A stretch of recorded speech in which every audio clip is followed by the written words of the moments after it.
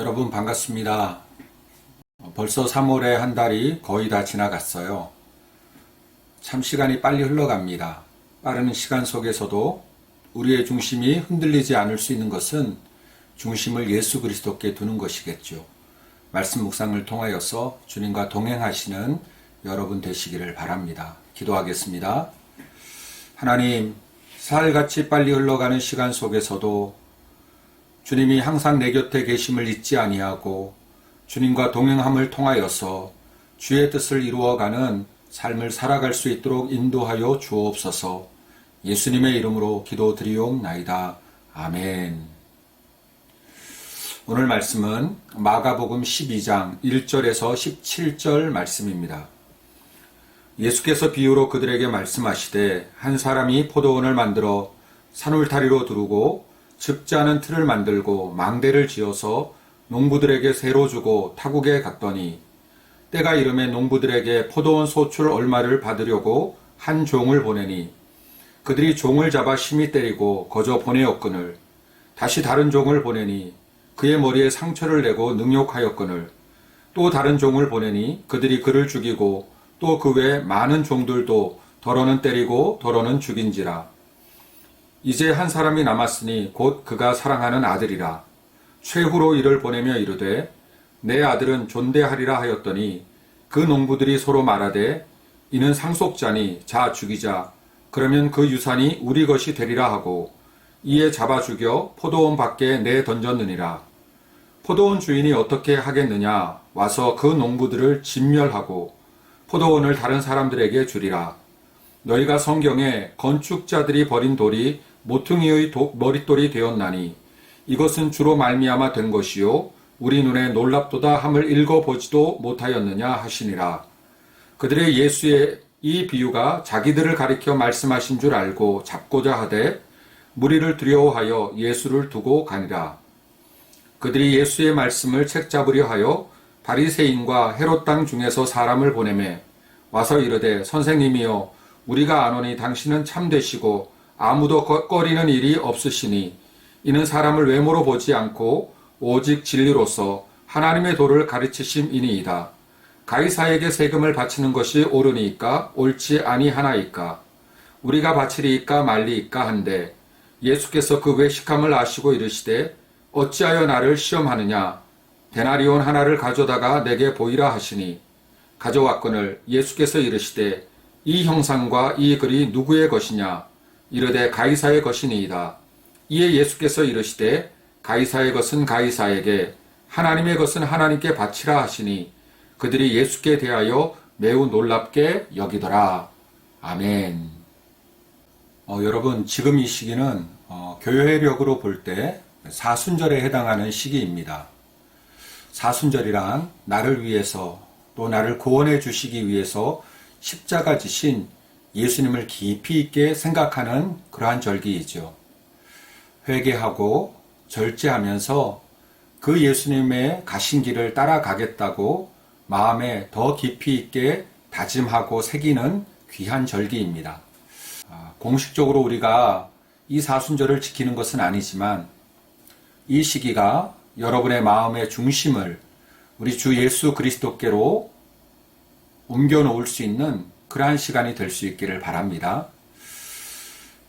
오늘 읽은 본문은 앞장인 마가복음 11장이랑 연결이 되어 있어요. 우리 예수님께서 성전에 들어가셨을 때 예루살렘 성전에서 장사하는 자들을 보셨어요. 예수님은 장사판을 뒤엎으시죠. 그리고 장사하는 사람들을 내쫓으십니다. 그러면서 내 집은 만민이 기도하는 집이라고 말씀하시죠. 예수님의 이러한 행동이 매우 과격하고 거칠어 보이기까지 합니다. 그만큼 우리 예수님의 분노가 느껴지는 것이죠.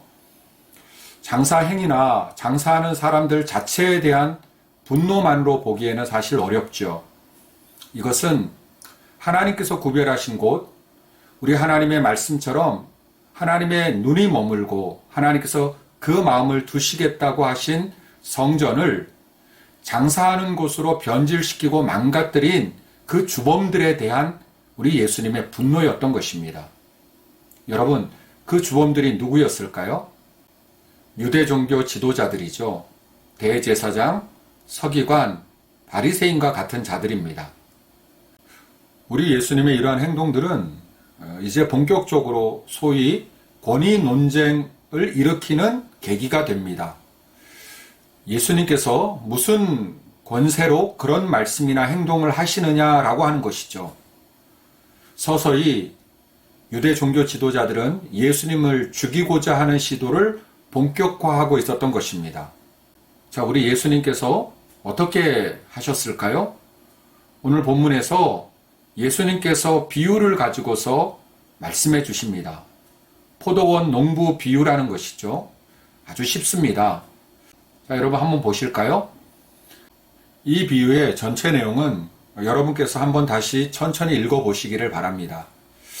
보통 비유를 말씀하시면 제자들에게 그 비유의 뜻을 풀어주시는데 이 비유는 너무 쉬워서 그런지 따로 예수님께서 풀어주신 내용은 없습니다.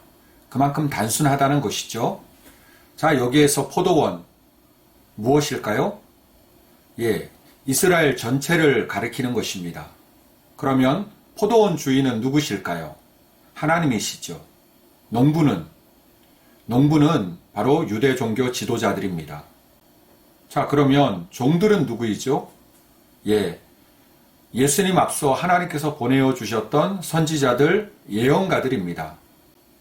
마지막으로 아들은 누구일까요? 그렇습니다. 예수 그리스도이시죠. 자, 그렇다면 이 비유는 이렇게 해석을 할 수가 있습니다. 우리 하나님께서 이스라엘이라고 하는 포도원을 유대 종교 지도자들에게 맡겨주셨다는 것이죠. 누구보다도 앞장서서 하나님의 거룩한 뜻을 헤아리고 하나님이 어떤 분이신지를 보여주고 가르쳐 주어야 할 뿐만 아니라 많은 이스라엘 백성들이 하나님과 풍성한 교제와 사귐과 만남을 가질 수 있도록 인도하는 역할을 하나님으로부터 위임받은 자들이죠. 그런데 이들은 자신의 역할과 위치를 망각하고 오히려 하나님과 이스라엘 백성들 사이를 가로막았던 것입니다. 하나님이 위임하신 권세조차 넘어서서 마치 자기들이 모든 것의 주인인 양 행세를 했던 것이죠. 율법만 봐도 그렇습니다. 여러분, 율법은 하나님이 이스라엘 백성들을 얼마나 사랑하시는지를 잘 보여주는 그러한 법이에요. 이스라엘이 잘 되기를 바라는 하나님의 마음이 담겨 있죠. 하나님의 백성답게 살 수 있도록 만드시는 탁월한 내용이 담겨 있어요. 자, 그런데 이 유대 종교 지도자들은 그 율법의 모든 해석과 적용을 마치 자신들의 고유 권한인 양 변질시켜 버렸어요. 그리고 그 율법을 이용해서 백성들을 올가매는 데 사용을 한 것입니다. 정말 이들은 하나님 자리에 앉아서 마치 자신들이 하나님인 것처럼 하나님 노릇하고 있었던 것이죠. 자, 여러분, 우리 하나님께서는 이들을 그냥 내치지 아니하시고 기회를 주셨어요. 많은 선지자들을 보내셔서 돌이키도록 해주셨습니다. 우리가 아는 것처럼 엘리야를 보내주시고 이사야를 보내주시고 미가를 보내주시고 정말 수없이 많은 선지자들을 보내주셨죠. 그 자리에서 내려오도록 하나님의 하나님 되심을 진정으로 인정하고 돌이키도록 우리 하나님은 포기하지 아니하시고 끝까지 기회를 주셨던 거예요. 그런데 이 유대 종교 지도자들은 돌이키지 않았습니다. 오히려 하나님이 보내신 종들을 죽이는 그러한 만행을 저질렀던 거예요. 자, 이제 우리 하나님께서 마지막으로 한 사람을 보내십니다. 그분이 누구십니까? 사랑하는 아들 예수님을 보내어 주신 거예요. 자, 우리 예수님께서는 비유를 통해서 바로 자신이 하나님께서 보내어 주신 하나님의 아들이심을 더 분명하게, 더 선명하게 드러내고 계시죠. 자, 그러면서 우리 예수님은 이 종교 지도자들의 마음을 다 꿰뚫어 보고 계셨습니다. 7절입니다. 그 농부들이 서로 말하되 이는 상속자니 자 죽이자. 그러면 그 유산이 우리 것이 되리라. 유대 종교 지도자들 입장에서는요, 선택해야만 했습니다. 자, 자신들이 하나님과 이스라엘 사이를 가로막고 있으면서 누렸던 그 모든 기득권들을 내려놓고 포기하든지 아니면 하나님의 아들이신 예수님을 죽이든지 둘 중에 하나를 선택해야 했던 것이죠. 우리 예수님은 이들이 무엇을 선택할지 다 알고 계셨어요. 무엇입니까? 아들을 죽이자. 그러면 그 유산이 우리 것이 되리니. 예수님께서 이들의 의도를 다 파악하고 계셨던 것입니다. 그리고 바로 그 선택이 예수님 자신의 죽음과 연결되어질 것을 말씀하고 계시는 것이죠. 8절입니다. 이에 잡아 죽여 포도원 밖에 내던졌느니라. 자, 여러분, 이 비유의 끝은 결국 포도원 주인이 농부들을 진멸하고 포도원을 다른 사람에게 맡기는 심판으로 끝이 납니다. 하나님의 자리를 탈취하고 주인 행세를 했던 유대 종교 지도자들에 대한 하나님의 엄중한 심판이 이 비유의 사실 결론입니다. 하나님은 그 심판을 통하여서 다시 이스라엘을 회복시켜 주실 것을 말씀하고 계시는 것이죠. 하지만 여러분, 이 하나님의 심판과 또 이스라엘의 회복은 예수 그리스도의 십자가 죽음과 희생을 통하여서 이루어지게 될 것이라는 것을 다시 한번 분명히 짚어주고 계시는 것입니다. 여러분, 이 비유를 여러분은 어떻게 적용하시겠습니까? 저는 이 비유를 묵상하면서 우리 예수님께서 우리를 위해서 무엇을 하셨는지에 대해 다시 한번 생각하게 되었어요. 막힌 담을 헐듯이 하나님과 우리 사이에 막혀있는 모든 것을 다 헐어버리시고 다시 연결시키시고 회복시켜 주시기 위하여서 우리 예수님께서 하신 일은 묵묵히 십자가로 나아가신 것입니다.